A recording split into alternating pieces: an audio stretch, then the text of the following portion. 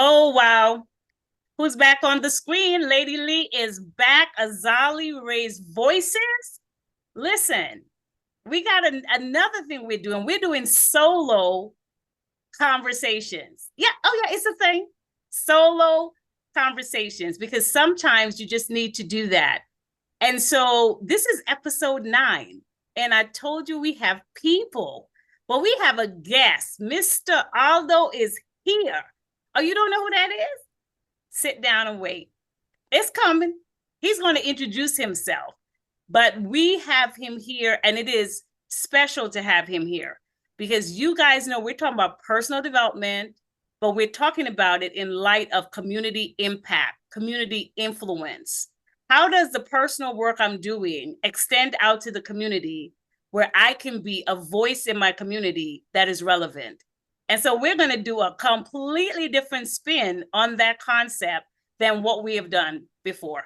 And Mr. Aldo is going to help us with that conversation. So this is our first solo conversation that we're doing intentionally. And listen, we got a short, when I tell you short topic, it's called Buy Prepared. I said ED. I did. Prepared. That means there's things you have to do in advance before you step out there and say, I'm going to buy, here's my money. I stopped you, I put you on pause. I'm sorry. I paused you before you made the big purchase because I want to talk about what happens before you should make the big purchase. Yep. Y'all know I love a mystery. Don't be mad at me. Nothing but love for you. So listen, as you guys know, risers, what do? Start with the word of the day. It's not going to be any different today. So we're going to start with the word of the day. And then Mr. Aldo, he is going to introduce himself. And I want you, from whatever he says, you guys got to comment, subscribe, follow, because I know he's going to come back because we will not cover everything. But let's talk about the word of the day. Mr. Aldo says he's going to join in with this. So we love that. Here's the word of the day. Absorb what is useful. Discard what is not. Add what is uniquely your own. Yo, that's Mr. Bruce Lee. Oh, he making a comeback. No, we don't see him. He's dead and gone. Don't try that. But his words live on. So I'm going to say it one more time, and Mr. Aldo is going to start us off. But it says it's simple, but deep, okay? Don't miss the depth. Absorb, take in, inhale, consider, process, think of what is useful, discard, throw away, get rid of, eliminate, toss it, whichever word you want to pick up. Discard what is not. What is not what? What is not useful. And then do another step. Add what is uniquely your own. That's where personal development comes in. Because your journey is your journey, and we're trying to respect your journey as you respect ours. Mr. Aldo, what are we doing with that, sir? We got a man in the house now. Y'all thought we were only women? Oh, this is our first male guest solo conversation. What do you think, Aldo? Put the pressure. Lately, yeah, you hit spot on. The word that comes to me is progress. Every step you set there was progress. So we absorb. We do one thing and we absorb that specific thing and what we just did. And then from that absorption typically comes two things. You get, again, what you said, discard. Yeah. And then you get reward, right? So no matter what we do, we're always learning something. So when we go to the thing that we're learning, we always make mistakes. I can't tell you how many times in my career where I've made tons of mistakes. Yes. But from that mistake, I got the reward of knowledge. Yes. Yes. And then that turns into corrections. And that's how we build our own personal strategies, because everyone takes on an obstacle differently and everyone learns differently. You know what I mean? The Yes. moment where you become the smartest, quote unquote, the smartest man in the room, you are actually the least smartest man in the room Oh, or yes. woman in the room, because at that point you've given up knowledge, you've given up learning, you've given up progress. Yes. So I that agree. progress is right there for me. So how do you add? And now we just asking for the male perspective. It's all right. Sure. It's a lot of us raise voices women, but we're okay. We want the men to come in. So we're going to ask you to do this from the male perspective. How do you add your uniquely your own that ingredient in terms of what you're saying, where progress and maybe process too, one of those P words. So how have you added your unique ingredient to what progress looks like for you as a male in today's society? Sure. I guess for me personally, it's don't be scared to fail. Yes. I can't, especially in the real estate world and my profession, failures come every single day. Yeah. And if you can't learn just to pick those failures up, put them on your back, and learn from those failures, it's going to be a tough journey. Yeah. Um, Yeah. so for me, it's just persistence, patience, and really enjoy what you do, because it will literally eat you alive Yeah. if you Yeah. don't enjoy what you do. Listen, that's truth, guys. Before Mr. Aldo defines the industry or the work that he does, I want to say here what he just shared to me very much is part of the male component. Male, a man who wants to succeed often has to do that facing his failures. Oh, I said it. Yep. Those are the men you salute when you see them because, oh my goodness, they have had to do a lot of things, understanding a vision or a plan that they can't explain to anyone else. And maybe nobody's even following them with the plan. And parts of that plan will fail, but they continue to work towards the progression of that. And those that do, oh, please salute them when you see them. It's a big Right. thing because not every male has someone telling him, push anyway, go anyway, don't stop. And Right. so, I mean, you said that, and I just felt like that was a key into how a lot of males are feeling is that they're failing constantly in many things, but instead of always for us looking on, looking at the failures, look at the progression. That's right. Yeah, That's progression right. is big. So, Mr. Aldo, who are you, sir? And what are you here to talk to us about? Sure. So, short terms, my name's Aldo Tropiano. I am a sales agent realtor for Sam's Realty in Beacon, New York. I've been in the game for about 7 years. Mm-hmm. I started originally with flipping and building construction, and that kind of led into the real estate game. So I like to do a little bit of both, whether it just be real estate, in the evenings, and then my working construction, running my business, my corporations, during the day. So it allows me to split those times and be able to juggle each other very easily. Just short little background is I didn't grow up very wealthy. My dad moved here from Italy by himself, 21 years old, with $100 in his pocket. Worked as a butcher to provide a roof over me and my sister's head. Wow. And then, I was luckily enough, very skilled soccer player, as Lady Lee Ah, would know. And I was able to save a lot of money doing that as a short term profession. But as time went on, I knew I needed to get a career. Soccer was great, it was good income, but it wasn't a career. mm-hmm. So I reached out to a really good friend of mine. His name's Anthony Hardesty. He's literally my mentor, my best friend. Taught me everything I know. And I said, in short terms, hey, when are you gonna start teaching me to make money like you make money? And he's like, you just have to come. You just have to come work. And little did I know those short term words were going to lead to a very successful career path in my wake.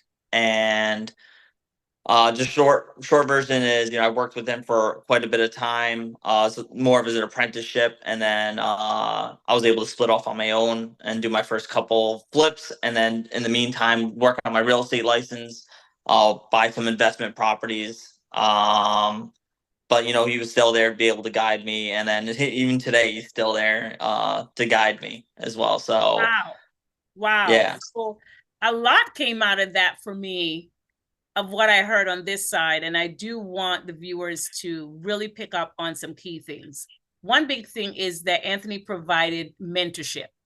He didn't just tell you, here's step 1 to 10. Do that for the next 5 years and you'll be okay. right. You know how we say to people, I want to be like you when I grow up, right? And they don't tell you anything else. And 25 years later, you're still trying to grow up. Like, Yeah, that's right. No, you're 100% right. Like, y'all ain't gonna show me anything. You just gonna wait for me to arrive? Wait a minute. I didn't know. So he didn't do that. So kudos to Mr. Anthony for having the wisdom and right. and also for being okay sharing and not thinking that what he had was only his and therefore he didn't want to share that. So I'm not gonna show you. Because that's real. So I want to just mention mentorship. The other thing I want to say is the honor to your parents and to your dad in particular, who came, worked, traditional, hard work, ABC. That's what daddy had. Okay, you know what I'm saying? You saw 100%. ABC and then you went C, D, E, F, G, H, I, J, you went down the line with that. So I want to commend you for whatever dad gave for accelerating it, building on it, and creating a different length and type of legacy that, of course, reaches back to dad. So I had to bring that. That's no, you're right. They don't make men like my father's generation anymore. This man woke up at 5 o'clock in the morning, worked until 8 o'clock in the morning, came home, cooked dinner, went to bed, did it all the next day. Even to his last couple of years in his life, he was 70 years old, working 60 hours full-time work as a butcher. Like they just don't exist. Men like that. They don't exist anymore. And still found time for family, for friends. Yeah. For nieces and nephews, for grandchildren. Unbelievable. Yeah. So that's legacy. That's legacy. And it's great that you saw it and was like, we won't destroy this. We'll carry this on, Dad. We got you. Like, right. Exactly. We got you. It's cool. I got it. I know what type of man I want to be from not what you said. Because, we be talking to our children and our nieces and never be like, did you hear what I said to you? And just like, I don't understand the words coming out of your mouth, you older person. Preach. But daddy did. And you said, I don't got no excuses. I see what he do. So all I got to do is do some of that, spin on it, and I'm going to be all right. Yeah. Actions speak louder than words. Oh, every time. I love that. So I wanted the audience to not miss that because I know that we will all hear construction, own businesses, flip houses, realtor, doing great. All that's wonderful. But there were bigger things there. I didn't want that family component to be missed. So thank you for sharing that. I have a question that came out of what you said. So is there a difference or similarity, whichever you want to take, between being a realtor or real estate agent and someone who flips home? Is there a in your personal life or experience, is there a difference or is there a similarity between those two things that you do? It's a tricky question. It's a really good question. Yes and no. They have similarities and then they're also different. For me as a builder, a lot of people watch AGD and they're like, oh, this is so beautiful. They're doing this, they're doing that. Oh, the construction part of this, it's changing that. I do that. And it's a totally different animal and a lot of podcasts, a lot of books that you read and people that are trying to get into it, they're kind of blowing bells and whistles. They're like, oh, look, you can do this for this much or this and this Right. much. Whether it's so much more complex than what they're telling you. Yeah. So for a construction side of things, it's similar to real estate when you're talking about the knowledge of certain criterias. Okay. I'll give you a short example. It helps me that I know what kind of heating or AC, or it's called HVAC, Mm-hmm. what kind of HVAC system that your house is using. Now that's benefit for me as a builder. I Yeah. know what needs to go in the home, how much square footage it needs to provide. And it's also good for me as a real estate agent because I'm able to explain to somebody, hey, Aldo, what is a heat pump system? And there might be certain realtors that don't know what that new system is because it's Yeah. fairly new. It's not really new, but it's fairly new. And some realtors don't know what it is. But it's basically an electrical pump that compresses the air and converts into heat. The compressed energy turns into heat. So that helps me benefit on both ends. But then at the same time, for construction, my job is to notice all the small things. Yeah. And for a realtor, that can clash because if I point out every single wrong thing in a house, that's going to naturally defer somebody. So Yes. they're naturally going to get scared of it. Yes. But for me as a construction worker, I work as a perfectionist. I want all my joint lines to be tight. I want my trim boards to match. All these little things matter to me to 100% of degree because I stand by what I built. Yes. But for a realtor, somebody who's being able to purchase a home, they have to understand that price range and neighborhoods and all this stuff matter because if you're going after a low income home, you're not going to get a house that is 100% perfect. It's just not going Yes. to happen in any word or any form. It's not possible. Yeah. Um, Yeah. That's a good so comparison. And what I want to plug in here without getting too personal is this thing. I've watched sure. you work.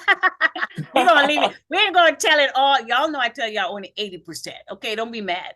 But I want to support the credibility of what Mr. Aldo just said, is that I've been house hunting with him many times, and he has a way of balancing his moral fiber between the real estate person he is and the construction guy he is, to know that here's what my client wants. And even on both sides of those hats that I'm wearing, this situation right here, this home right here is not it.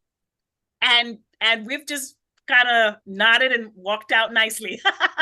Yep, that's right. Right, and left the premises. And so why am I bringing that up, risers? Because again, when we talk about personal development and now connected to real estate buying and buy prepared, part of what you need to do is have the relationship professional with the right person that understands your interest, what you should be getting into to have for a while versus what you're just getting into because there's a price that you can afford. That's why I'm bringing. That's a part of buy Right. prepared, right? That's part of the mental and psychological work, is make sure you're choosing the right realtor. Right. It's gonna fit really what you're attempting to do, your vision beyond the price tag is what I'm saying. So Right. I've been to many buying experiences with Mr. Aldo, and he does that.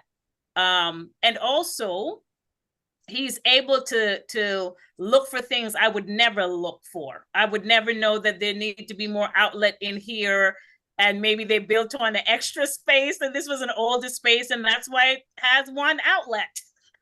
Who's looking at that? I'm not. I'm like, oh, it's so cute and cozy. Part of the trade, I'll drive down the street and I'm like looking at a roof. I'm like, roof really needs to be replaced. But I'm like, why do I care? Right, All the right, time, all right. the time. So that's something we wanted to talk about. Now, part of what we want to go into is really about the mental preparation before we go into what you guys already know, how to use Google and search for the neighborhoods and the schools and all of that. We'll get a little bit into that. But I want Mr. Aldo to educate all of us, including me. Sure. What are some of the mental preparation work that you would love more people to do? I'm going to put it that way, you know. Sure. Sure. My number one rule would be always talk to an expert. If something I don't know, for example, I always ask somebody who I know they know about the situations. Mhm. So always talking to experts should be always your number one priority. Even if you're just preparing to buy a home. Let's say it's your 1 year mark. Hey, I'm looking to buy a home. What's the number one thing I do? Talk to somebody who's been doing it. Yes, yes. That's number one. And then make sure you trust them. I can't tell you, don't just go talk to a random person about this just because most of the time us as salesperson, it's on our names, we're sales agents, Mhm. you know. Yeah, We want to make a sale, whether it's good or bad, you know what I mean? yeah. Uh so make sure you trust them because the person who actually has a personal connection with you is going to be a person who's going to steer you in the right direction because they don't Yeah. want to see harm come your way. So that's always the number one is talking to an expert, and then number two is figuring out for yourself a way to pre-budget Yeah. yourself. Just like you said, get prepared Yeah. because a lot of people get really nervous when they see these giant numbers coming from a mortgage officer and they're like, oh, I don't understand how I'm going to fit, how it's going to work. Pre-budget yourself. Get into the habit where, all right, I'm already going to start saving this. Yes. So you're already in routine. It's not going to be a new jump for you. You're already ready to go. Yes. Yeah. I like that. So that brings a question to my mind. Are we supposed to prepare by thinking it's a business transaction? Like, how do I separate being emotional about this really big thing I've been dreaming of, especially for women, right? I'm sure Right. men dream about the awesome house too, but I'm just going to say for women, because normally we're the ones buying or the ones that are meeting with the realtor to, to buy the home for the family or to see it. So, Sure. so how do I balance, or how do you recommend that I balance that emotional part of me and the business part? Or is there no business part to buying a home? Like, how do you help me with that? Sure. Sure. So what the first word you said, it's a dream, right? Everyone's heard it's a dream, and you don't get upset about a dream, you get excited about a dream, right? Yes, It's like yes. it's like prepping for a vacation budget. You're getting excited. Yeah. So treat it like a vacation budget. Get excited about it. Get to know that it's a new chapter in your life. It's a very big chapter in your life, and it's a very big step towards development. To growing yourself, growing your family, growing wherever you plan on being in the next 10, 15, 20 years. Don't look at it as a job, because you look at it as a job, then it's gonna add stress because people naturally connect work and stress together. Yeah. Um, the entire situation is already extremely stressful. You don't want to add another just bouncing mind thought of stress into that situation. Yeah. So I would say look at it like a vacation planning Okay. and get excited about it. Yeah. Think of new ideas, think of questions to ask your realtor or your friend. Yeah. Really enjoy the process as much Yeah. as you can. Yeah. That makes sense. Because you're right. For most people, the job is something that's kind of mandatory, mandate, 50,000 rule. And you're right, you kind of get a little rigid with yourself, and then you can really start to nitpick on many things that don't look perfect. Right. So no, you're right about that. So let's lead into, again, okay, so I'm excited. Mentally, I'm excited. This is like a big vacation for the next 20, 30 years. Yeah, that's The right. longest vacation on the planet, right? Maybe Right. some millionaires might be living that dream, okay? They've been retired for 20, 30 years. They're on a long vacation. So possible. Um, so what are some of the best ways to figure out where I should buy? Not what always, but where. What are some of the key things that would be great to keep in mind for where we should buy? Sure. So I would just break it down into certain categories. I would make a list and see what's most important to you. Mm, because there's so many categories in real estate when you talk about placement. yeah. Big things are like schools. Hey, I want to have four kids. I want them to Yeah. go to the best school in the area. You know, for in my area would be like Arlington, it'd be Cornwall, Spack Yeah. and Kill. All these schools are very well known for developing their children. You know, another thing would be where do I want to be as far as trans where how can I transfer to work? You know, your I commuting commute. services exactly. Your commuting is an hour away. So let's say you go down to the city, an hour and a half away. Yeah. Do I want to be close to a major interstate? Do I want to be close to a major parkway? Yeah. Those are major Yeah. calculations that you're gonna. And then you could also talk about your community itself. Hey, do I want to be in a place like Beacon where it's small, it's Right. tight, but everybody knows their neighbors, or do I want to be in some place where it's Lagrange where everyone has 2, 3 acres of land? You're much more spread out. It's Yeah. much more of a solitary, environment. Yeah. Oh, you just And need to those are rest. just You just need small. to Those are rest. yeah. You need a room. So you're like LaGrange because I need to rest. But those are just small categories. I mean, there could be a million of different options for your placement. And So, the so, re- so a technical question that I've always asked. Okay, people, this one's for me. This is something I've always wanted to ask. If I bought a home where the main road is right there, how easy is that to sell if I don't want to hear the traffic anymore? I'm just always worried for those who live off of a main intersection. And even though, yeah, your home might be extremely well insulated, but I always wonder how difficult or not is it for them to sell at some it's point. so funny because everyone and I never understood this. Maybe because I lived in a very high traffic area. Everyone gets so concerned. Oh, it's a major road. And I personally live in a place on Beacon called Verplank, and it's a very, very. I'm not sure if you've been down it, but it's a Yeah. very busy Right, road. I right. mean, all darn times during the night.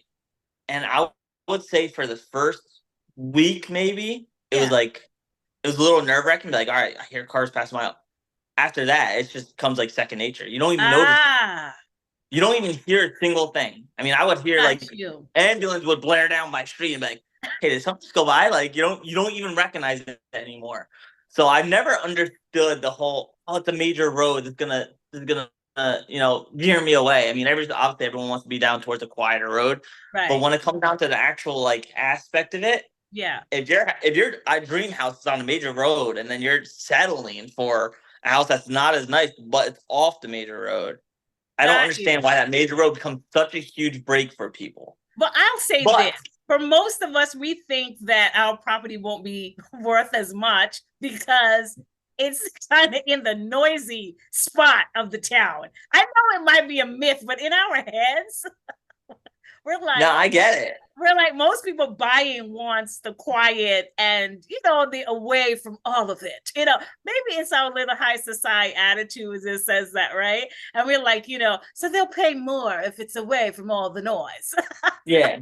But then you think about like in the bigger scheme of things, you think of a place like New York City, Madison Right. Avenue, It Fifth Ave. The doesn't, busiest places in the city are the most expensive places in the city. You know what I mean? educate us. So it's kind of like a catch 22 in my eyes. It's like Right. Oh, I never got it. listen, that's a good comparison. Oh, you see, Mr. Aldo is here to wake us all up, okay? We told y'all to rise up, okay? But we didn't tell y'all to fly away to any kind of direction. Oh my goodness. We just got a sanity check, risers. Okay. That's just what happened because I had those myths in my mind as well. So I'm gonna not have that anymore because Mr. Arthur just told us, like, hello, the calculations are the calculations at the end of the day. And if what you're looking for, hey. So what I love to do when I'm walking through a house with somebody and we're on a major road and they bring it up, like, hey, it's a major road, is this a concern? My Right. number one question I answer be like, have you heard a car since we've been here? No, I haven't. Oh, you're right. Have you heard people talk? Have you heard people yell? You know? Right. Right. Wow. Okay. So this Because next, a majority of the time, you're gonna be inside your house. You're not gonna be outside. I mean, there's gonna be times where you are outside, but right. majority of the time, you're gonna be inside your house for dinner or whatever, and you're gonna have guests over there. People are gonna be talking, and Yes. if you don't hear it while it's completely quiet, while there's nobody moving in the house, Yeah. most likely while your house is active, it's not gonna be an issue. You're right. Is he using common sense to get us back to planet Earth? Yes, Mr. Aldo is giving us common sense. Listen, you have to have practical conversations, right? And Yeah. so, good point. So I have something that might be considered a little politically, a little bit. I'm Um, at it enough. so we're going to see where you take that. So obviously, in many places in New York, I'll say, not particularly the city, but in New York, there are many corporations that are buying up old or abandoned properties. And they're making them into large apartment complexes, lofts, whatever have you. What's your thought about that? Because I know you, as you said, you work for a more local family company. I don't Right. know if that impacts your business or even your thought as a guy who does construction, flipping homes and stuff. Is there a thought you have on that? Sure. So, you know, there's a big argument, especially in a place like Beacon. It is obviously people who don't know Beacon. It's a very small town, well, technically city, but it's a very small town that went from being extremely aggressive, very cheap to live in, to being blown up, and now it's on the total opposite scale. So I mean, I have very good personal experience with that exact question, Mm-hmm. and the best way I can describe it is, see, it's tough because there's two ends of the spectrum, and I'm on the spectrum. I'm on the side where I love the gentrification. I love seeing things develop, seeing things Yeah, grow, seeing me things too. become more successful because I have the mindset of success, Mm-hmm. and I have the mindset of growth. Yeah. But some people are, they're stuck in their ways, and that's okay. I mean, I know plenty of people who are creatures of habits, and they do one thing. They like to go to work. They like to go from this time to this time, and they like to go home, which is not a bad thing. Yes. Everyone has their own personal experience. Everyone has their own wants and needs. But you got to always think of, why is this stuff happening? Yeah. Um, and is it really affecting me? Like, I know taxes Yes. are going to go up. See, a lot of people complain, like, oh, my taxes shot up. Yeah, your taxes might shot up, but you don't look on the other side that your house is now worth $200,000 more than it was 5 years ago. And Good point. they're I don't like to use the word closed minded, Yeah. but they're so closed minded because they see one thing and they go into television and that's all they see. Yes. They It's don't a see the bigger aspect. one-dimensional perspective. It's a one dimension, which is a human state of mind, right? So Right.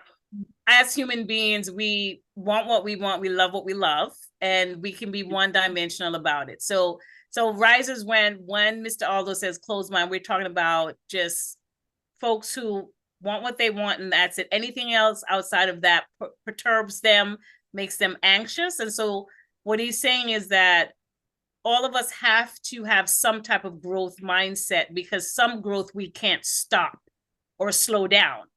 Yes, Right. it's uncomfortable, but it's happening. It's going to happen. And so you have to do some self-examination as to how closely does it impact you for you to be completely bothered by it. I just want to clarify that I'm No, hearing, you Aldo, is that where we're going? I just want to make sure because I've said to spot my on. advisors, there is no negativity on this channel. You will be No, blocked. you're spot on. And that's why I said I hate to use the word closed minded, because that's not the Yes. perfect word for it. The way you Yes. described it was spot on. Awesome. 100% spot on. Perfect. Here's another point of clarification before I ask my next question, because Mr. Aldo is going to have to do a part two, because I told y'all we weren't going to get, I think we just touched the top of the table. That's it. Yeah, just a tip. Right. But let me say this as well. What he is not saying and what we are not discussing are corporations who are buying up properties that are not abandoned and forcing out homeowners with Right. pressure in order Correct. to turn a buck. That's not what we're talking about today. So do not say that we're supporting that. That's a whole different conversation that Correct. I've already done an episode on that will be coming out even before this one, just to stop y'all a little bit from running down the street with the wrong news. Okay? Okay, stop it. Yeah, no, yeah, we definitely don't support any of those people, Yeah, we're and not supporting that. unfortunately, there are a lot of people, more than there should be, that do that exact same situation, and Yes. it's a very selfish thing to do, Yes. and that's why a lot of people get mad at builders and stuff like that, is because they see these people, and it just turns a bad taste, because all it takes is one bad story, and Yes. now all of a sudden the entire group is affected. Yes. So So we're not yeah, I do we're not not support those. I'm talking not one of about those that. type of people. No, no, I'm no, not he's one of those not. type of people. And he's not supporting that. So just so that you know, we are staying on the right side of the issue. We're talking about growth that's needed in order to bring life back into that part of the community. We're talking about needed. We're not Right. talking about just coming in, seizing everything, and the local people get displaced. Not what we're talking about. That's a Right. different situation. So I wanted to clarify that because I want to stop your minds from going in the wrong direction. And should you choose to let it go in the wrong direction, I'll be praying for you. And your fruit basket is on the way. That's about it. That's all you're getting from Raised Voices. Listen, I've got one more big question. I said two, but I'm going to leave one of it for part two. Sure. A big one that might be technical. And if you can give us the top 3 or 4 that you've dealt with, what are some of the expenses, right? That I should be preparing for after buying the home, or I guess in advance, because we're talking about in advance, get my mind ready that there are 3 or 4 big expenses other than my mortgage that I need to have in mind, get used to paying before I have to pay it. Do you have 4 for us, sir? Yeah. Just bring out your checkbooks. Let me tell you, because Oh, we're getting serious where do now. I start? One would be maintenance. Your maintenance of the home is very important. If you defer maintenance for your home, essentially you're going to ruin your home. Whether it be lawn care, painting, just upkeep. When something breaks, fix it. Don't let it just stay broken, and don't band-aid it. Don't just be like, oh, I'm gonna put this temporary thing there. It's gonna hold for 6 months, because by the time you turn back to it, now that price that you could have just paid to fix it the first time now probably tripled or quadrupled. Yeah. So maintenance is definitely number one in my book. Yeah. Nobody wants to come home after a bad day's work and then realize your lawn is a mess. There's toys everywhere. There's garbage all in around. Yeah. Most of the time, if you come home from a bad day of work, you come home, your grass is nicely cut, everything's straightened up, you're going to be a much happier person. So maintenance is a big one. I would say for number 2 would be upgrades. Now, a lot of people get nervous, like, oh, it's a lot of money. It's a big step. But what they don't realize is the money that you put into your home is essentially putting it into a bank. For example, a kitchen, or we'll go easier numbers because bathrooms are easier to figure out. When you do a bathroom, it's going to cost you $10,000 to $15,000 to upgrade the bathroom to maybe some tile, a new vanity, some nice fixtures, lights, and your faucets and whatnot. You all people see is spending that $15,000. They don't realize they just took that $15,000 and they essentially put it into a bank, because now your house value just went up by 15, 20, 25, maybe even 30, depending on the visual aspect of things. And they don't realize it. So I know it's a scary step to spend a lot of money, but just know you're spending the money in right places. Nice. I didn't think of it. That's it. Okay, so my mind opened because I didn't think of it. It's going in the house. I've lost it. It's gone. I have no access to it. I could have done a million things with it. Okay, that's all. Those are for my personal thoughts. Like, it really. Which a lot of people do. A lot of people do. You're not wrong. Wow. So it's you put it in the bank, and that bank is yours essentially once you keep going to the end. You just, Yep. wow. Okay. Or even before the end, there's Yeah. things called a HELOC or a home equity line of credit, where Yes. let's say you want to make an upgrade and you have paid your mortgage down substantially and you want to upgrade your roof, you want to do a new kitchen, you could borrow the money from your home Yeah. and then upgrade this home. So Yeah. even if you did decided to upgrade, so for example, I'll give you a quick aspect of my personal experience. I have a multifamily home that I've upgraded. I've got renovated, and now the value of that home is worth more than what my mortgage is. So I can go to a bank and take that money out that I just now put into the house. Now that money is liquidable to me. Oh, I Yeah. thought that money becomes accessible after ownership, meaning after I pay off. I'm sorry. Let me Nope. At any didn't point know that your that. house has an equity, you're able to borrow on the equity. Now, every bank is different, so I can't speak for every bank, but every Right. bank is different depending on how much you owe and Yeah. depending on how much the house is worth. You could take out a certain sum. Obviously, I can't give you that number. You would have to Yes. talk to a mortgage broker Right. about those kind of numbers. But yeah, no. Oh wow. I did lie to you. You have to have the home for at least a year. Okay, well that It has works. to be your prime residence for at least a year before you take out a home equity line of credit. Oh, that makes a lot of sense. Listen, risers, we have to stop part one here. I know. Are you disappointed? Well, I love it. Listen, Mr. Aldo is going to be back for part two. So we're not doing rise and fall yet. We're going to wait until we do the part two, and then you're going to get our takeaway. But for now, we're going to end our conversation here, not forever, just for a moment, and we will be back. And you got to welcome him on part two. Come on. You know you love him. He's got good stuff for us. So I am looking forward to everyone coming back to part two and see where else we go. Who knows? Who knows? Down the street, you don't know. No, you got to join. Well, Mr. Aldo, I'm going to talk to you in part two of our conversation. So this ain't goodbye. This is see you soon. I love it, Lady Lee. This was an awesome experience, and thank you again for having me.